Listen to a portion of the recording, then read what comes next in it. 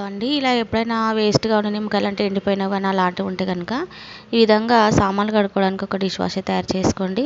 First ఈ నిమ్మకాయలు సగానికి కట్ చేసి ఇందులో కొంచెం వాటర్ వేసి ఇదంతా కూడా బాగా మనము ఉడికేంత వరకు కూడా కాసేపు అయితే ఉడకపెట్టాలండి.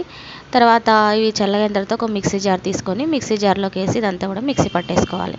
తర్వాత మిక్సీ పట్టుకున్న తర్వాత ఒక గిన్నెలోకి వేసి ఇందులోనే మనము కొంచెం కావాల్సినంత వాటర్ కూడా వేసి ఇందులోకి కొంచెము సాల్ట్ వేసుకోవాలండి. తర్వాత ఉంటే వెనిగర్ కూడా వేసుకోవచ్చు, వెనిగర్ లేకుంటే అవసరం లేదు. తర్వాత ఇందులోకి కొంచెం ఒక 2 స్పూన్లంత సర్పు కూడా వేసి కావాలనుకుంటే కొంచెం లైట్గా పసుపు వేసి ఇదంతా కూడా ఒక 10 నిమిషాలు అలాగా సిమ్లో పెట్టి మరగబెట్టేసేయాలండి.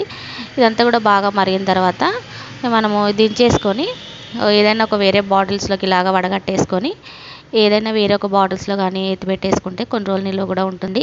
ఇక దీంతో మనం సామాన్లైనా కడుక్కోవచ్చు, కిచెన్లో ఉన్న టైల్స్ కూడా ఇవన్నీ కూడా కడుక్కున్నా బాగా నీట్గా స్టవ్ ఇదంతా కూడా క్లీన్ అవుతుందండి. నచ్చితే లైక్ చేయండి.